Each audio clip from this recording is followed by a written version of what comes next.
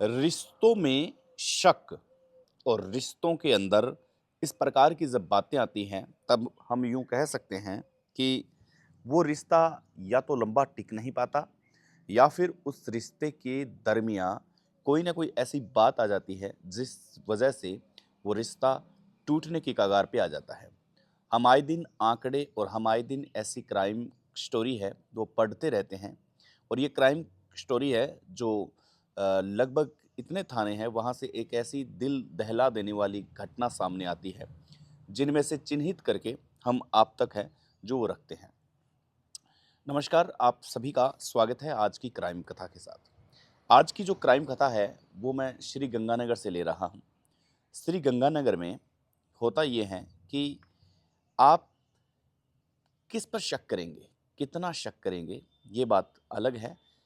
लेकिन जब शक करने की गुंजाइश पैदा हो जाती है, तब वो रिश्ता कमज़ोर थोड़ा हो, ज़्यादा हो, ये महत्वपूर्ण नहीं है, लेकिन वो रिश्ता कमज़ोर हो ही जाता है। यहाँ पर सुनील, जिसकी उम्र 30 वर्ष है, और सरिता, जिसकी उम्र 28 वर्ष है। इनके 2 साल का एक लड़का है। ये मूल निवासी नेपाल के हैं। इनकी शादी बहुत अच्छे से हो जाती है, परिवार में सब कुछ सही चल रहा है। लेकिन अधिकांश तौर पर आपने देखा होगा कि नेपाल के जो वासी हैं, नेपाल के जो लोग हैं, वो भारत में अपनी आजीविका कमाने के लिए आ जाते हैं। ऐसे में आप चाहे किसी भी ज़िले में जाएँ, वहाँ पर आपको कोई ना कोई ऐसा व्यक्ति, कोई ना कोई ऐसा सुनील मिल जाएगा, जो नेपाल से जुड़ा हुआ होगा। नेपाल और भारत के मध्य आपको किसी ज़्यादा फ़ॉर्मेलिटीज़ की आवश्यकता नहीं होती है। आप नेपाल आराम से जा सकते हैं, नेपाल घूम के आ जा सकते हैं। यूँ कह सकते हैं कि नेपाल भारत का ही एक हिस्सा है, भारत का ही एक अंग है, जिसके अंदर रोका नहीं जाता है।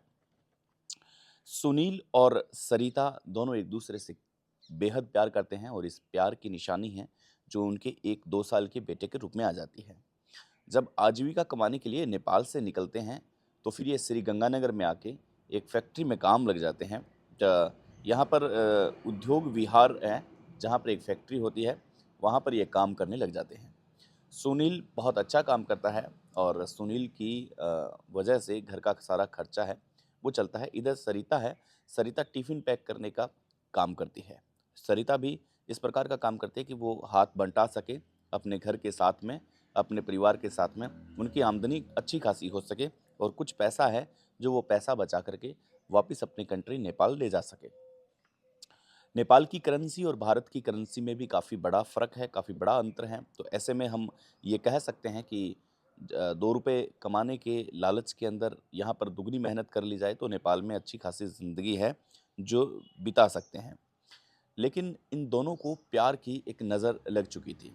प्यार, एक मोहब्बत, इनकी एक दीवानगी, सब धरी की धरी रह गई। जब अचानक एक दिन सुनील, जो अपनी फैक्ट्री से लौटता है, सरिता घर पे ही रह के अपना काम करती है और 2 साल के बेटे का ध्यान रखती है, ख़्याल रखती है। सुनील एक दिन फैक्ट्री से लौटता है। फैक्ट्री से लौटने के बाद में सुनील कहता है कि मुझे तुम ठीक नहीं लग रही हो। सरिता कहती है कि आज अचानक आपको क्या हो गया? ऐसी बात क्या है कि मैं आज आपको ठीक नहीं लग रही हूँ? सुनील कहता है कि मैं सब जानता हूँ, तुम कहाँ-कहाँ, क्या-क्या कर रही हो, मैं तुम्हारी हर एक हरकत को जानता हूँ। तुम ऐसे मत सोचो कि मैं तुम्हारे बारे में कुछ जानता नहीं हूँ। सरिता कहती है कि ऐसी तो कोई बात ही नहीं है, ना ऐसी कोई दिक्कत है। अगर जानते हो तो मुझे तुम खुल के बताओ, तुम कहना क्या चाहते हो? सुनील उस रात कुछ नहीं बोलता और वो आराम से सो जाता है। सुबह वो बिना खाना खाए निकल जाता है। उसके माइंड में सिर्फ़ एक ही बात चल रही थी, जो वो बात बताना चाह रहा था अपनी पत्नी सरिता को। अब सरिता यहाँ पर अपने पति से पूछना चाह रही थी, बतियाना चाह रही थी कि आखिर तुम्हें किस बात का डर है? तुम मुझे खुल के क्यों नहीं बता रहे हो? लेकिन सुनील कुछ बताने को राज़ी नहीं था। सुनील शाम को आता और 2 बातें सुना के सो जाता। अब सुनील का जो ये डर था, वो डर कहीं न कहीं अब उसे लगने लगा था। अब ये कह सकते हैं कि हम डर का एक फ़ोबिया उसके दिमाग में छाने लगा था।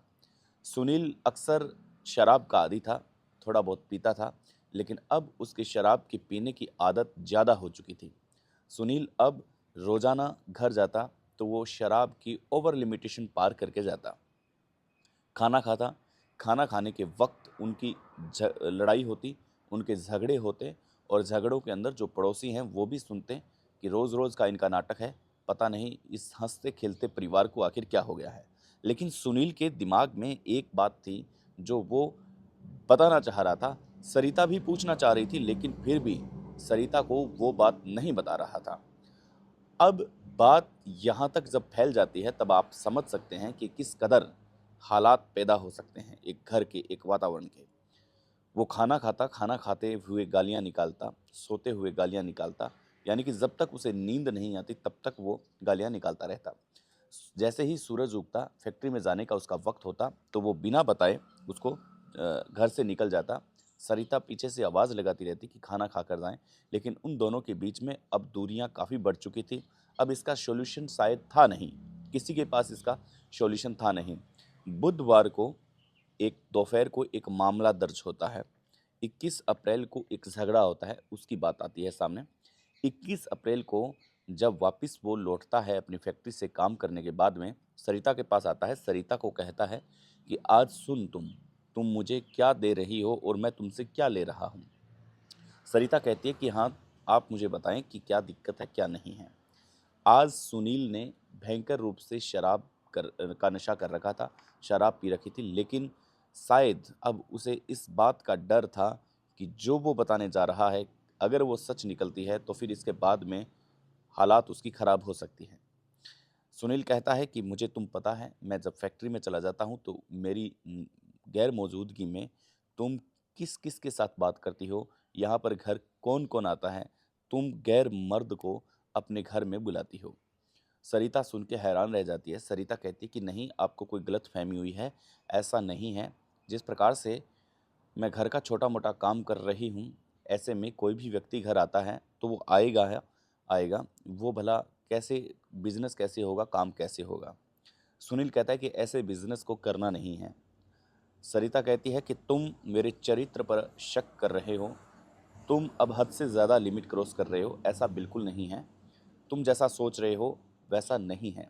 लेकिन यहाँ पर सुनील मानने के लिए तैयार नहीं था। सुनील के दिमाग में शराब का नशा चढ़ा हुआ था और आज वो अपनी पत्नी के चरित्र पर शक कर रहा था। वो लगातार ये बात कर रहा था कि तुम जो हो वो मुझे पता है, कितने आदमियों से तुम मिलती हो, हर किसी से हंस हंस कर तुम बोलती हो, ये मुझे बिल्कुल भी पसंद नहीं है।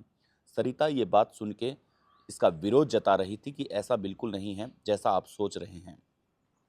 सुनील के यहाँ पर दिमाग में भूत सवार था। सुनील अपने साले को फ़ोन करता है, साले का नाम विशाल है, जो दूसरी फैक्ट्री में काम करता है, और उसे कहता है कि घर आ जाओ, तुम्हारी बहन अब इस दुनिया में नहीं है। मुझे ये चकमा देने की कोशिश कर रही है, आज मैंने इसे कंप्लीटली पूरा कर दिया है।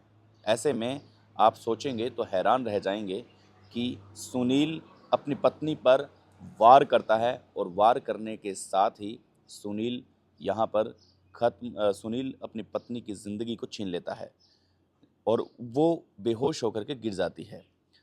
साले को फ़ोन किया हुआ है विशाल को कि तुम्हारी बहन आज नहीं मिलेगी, तो सुनील यहाँ बैठ के वेट करता है साले साहब का, क्योंकि शराब का नशा है। साला जैसे ही आता है, थोड़ी ही दूर साला उसका रहता है, जैसे ही थोड़ी देर बाद में आता है, तो इन दोनों के बीच में हाथापाई होती है और सुनील मौका उठा करके वहाँ से भाग उठता है। अब विशाल टैक्सी बुलाता है, टैक्सी बुला करके हॉस्पिटल ले जाता है। हॉस्पिटल में देर रात उसे मृत घोषित कर दिया जाता है। इसके बाद में बुधवार को दोपहर को विशाल मामला दर्ज करवाने आता है कि इस प्रकार से मेरे जीजा हैं, जिसने मेरी बहन को मेरे सामने मारा है और ये कह के मारा है, इनके 2 साल का बेटा भी है। ये बात जब पुलिस सुनती है तो इन्वेस्टिगेशन करने में लग जाती है। ये मूलतः निवासी नेपाल के हैं, इसलिए पुलिस है जो पूरी तह तफ्तीश करती है कि यहाँ पे कौन-कौन से रिश्तेदार हैं, किस-किस के साथ क्या-क्या संपर्क था। क्योंकि ये मामला एक ज़िंदगी का है, तो ऐसे में पुलिस है जो चाहे वो किसी भी देश का हो, यहाँ पर इन्वेस्टिगेशन जुटाने के बाद में उसकी तलाश जारी कर देते हैं। तो पुलिस के पास ये मामला जैसे ही पहुँचता है, पुलिस अपनी कई टीमें बनाती है और उसे गिरफ्तार करने के लिए निकल जाती है। ये जो कहानी है, ये सच्ची घटना है, ये श्री गंगानगर की है। ये रिश्तों में खटास, रिश्तों में कड़वाहट डालने की ये जो कोशिश होती है, इस बीमारी का नाम है शक। शक बड़े-बड़े रिश्तों को ख़त्म कर देता है। सावचेत रहें, सतर्क रहें, मस्त रहें, तंदुरुस्त रहें। नमस्कार, मिलेंगे नई एक कहानी के साथ। जय हिंद।